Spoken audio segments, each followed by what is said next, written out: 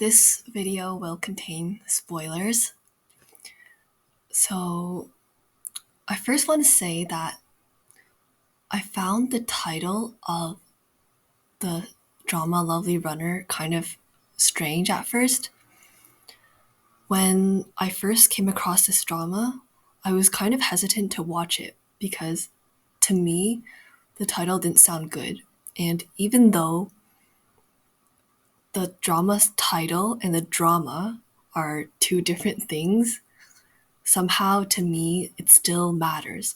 For example, like in a YouTube video, even though the thumbnail and the title is different from the video itself, I still feel like it plays a role in how many people like it and watch it, right? So when I first came across this drama, I didn't think it was going to be good because I was like, well, if the title's kind of strange, then how will the drama be good? But actually, I thought after I watched it, the beginning of the drama was actually really good.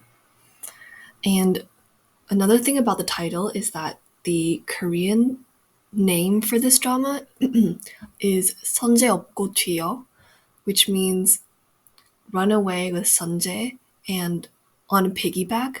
I think that's what it means. I think that's what it means. That's what I saw on Wikipedia.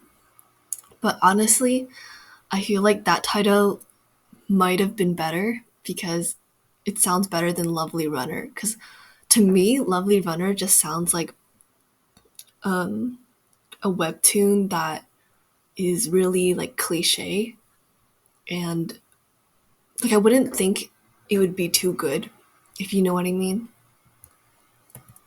Now let's talk about the things I liked about this drama.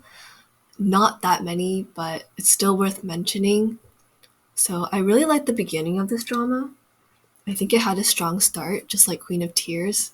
And then I'll talk about later how the ending of this drama just kind of wasn't what I expected, and I didn't like the ending so much.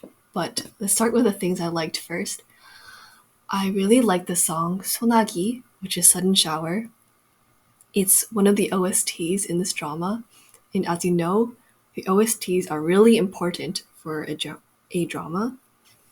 And it's sung by Woo-seok, the actor for Ryu Sunjae. And I think this song conveys Sunjae's feelings really well. And actually, if any of you are learning Korean, the lyrics for this song are really worth understanding because they're so well, they represent Sunjae's feelings really well, to me at least. It's kind of about how they met when it was raining, so that's why it's called Sudden Shower. And I think I saw in an interview that the actor who sang this song, Woo-seok, said that while he was recording it, he was given a lot of directions on how he should sing certain parts of the song. Just lots of details and direction on how to sing it, since he's not a singer, he's an actor. And I think if you listen to this song a lot and you listen really carefully, I think you can pick up those little details that really convey his emotions and feelings really well. And overall, it's such a great song that I think it's just worth, even if you don't, even if you didn't watch this drama, it's worth listening to. The chorus is really good, but I feel like the verses kind of you need to like get used to them if you haven't watched the drama. But if you have, I'm pretty sure you would really like this song. Another thing that I personally liked was the humor in this drama. There's a lot of scenes that are really funny in my opinion, and it made me laugh even when I was just by myself watching it, which is really rare. But there are also a lot of secondhand parts where I had secondhand embarrassment.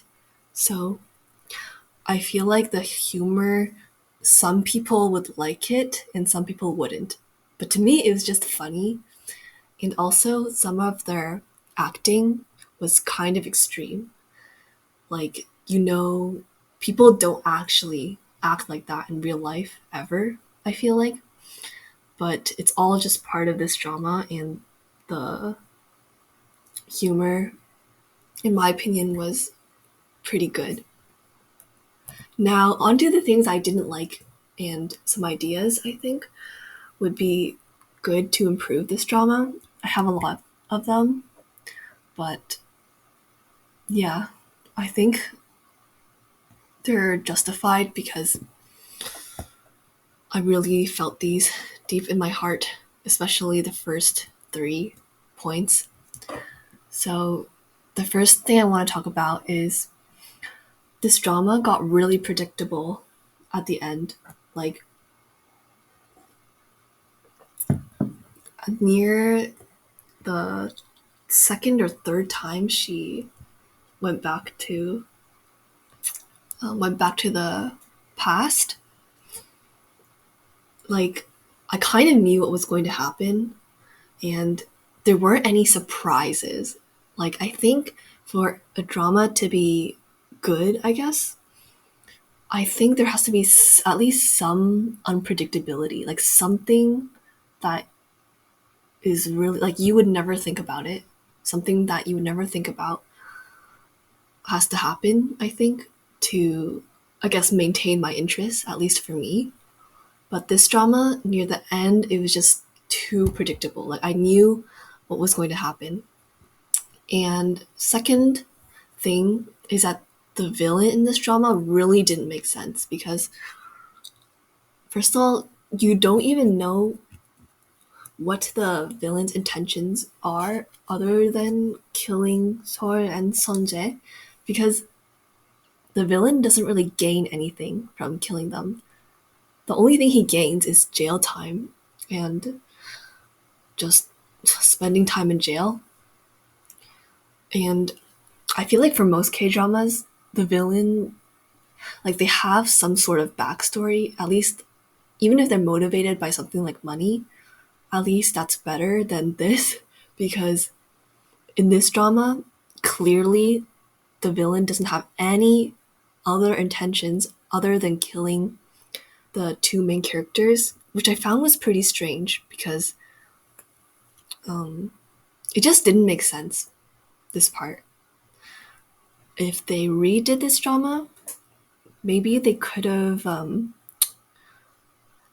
made another reason for why Sol had to save Sanjay other than a random villain that didn't make sense, just trying to kill them for no reason.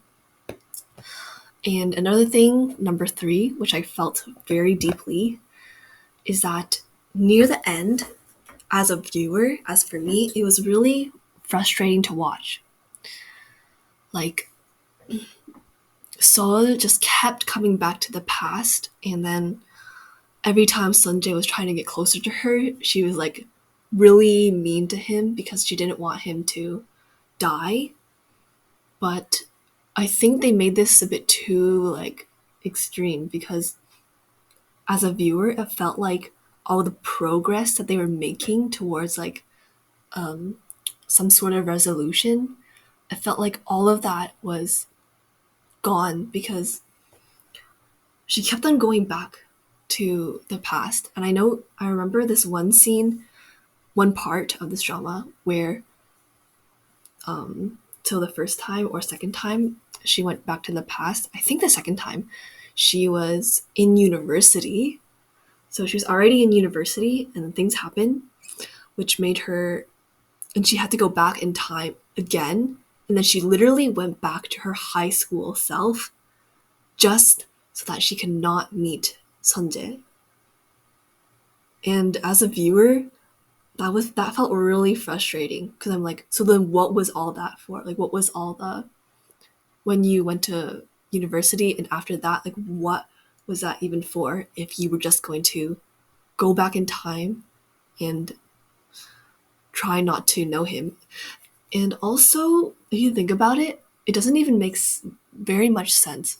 Like, shouldn't the way to save Sunjae shouldn't be to isolate him, even if you like him. It shouldn't be to just isolate him, because even though maybe he wouldn't get killed by the Kim Young-soo villain, he wouldn't have had a great life either. And I feel like the real solution to this would be them pairing up together with Kim Tae-sung and just catching the bad guy and putting him in jail. Like, I feel like that would be a better use of their time instead of Sol just isolating Sunjae by himself and not talking to him ever. So I feel like the fact that she went all the way back to high school to just live her whole life again, like for the third time, was really frustrating for me. And another thing that I was kind of confused about was we don't know the reason why Sunjae killed himself in the first episode. Actually, I think it was implied that it was depression, but I feel like they could have showed more of what he was going through, so it would make Sol saving him maybe more impactful in some way. Anyways, I think they could have maybe put more scenes of Sunjae, like why Sunjae wanted to kill himself in the first episode, because it wasn't super clear to me. And another idea I have would be having more scenes of Hyunju, which is Seo's best friend, because I think at the end she kind of got neglected and she was only just there to be the second female lead and be with Seo's older brother. And honestly, I feel like they could have made her friendship with Seo somehow more deep. I feel like, because I always felt like their relationship was kind of surface level. Maybe I think they just didn't have enough scenes together. So I wish that they would have put more scenes with Hyunju in it. And this is really random, but I know this one episode where Kim Tae-sung, it's near the end, but he became a police officer. And then when Seol went to write an apology letter, I forgot what she was there for, but she was at the police station. Kim Tae-sung was literally behind bars. Like, it looked like he was in jail or something. And then the next scene, he was out of jail somehow. And yeah, that was just a bit random for me.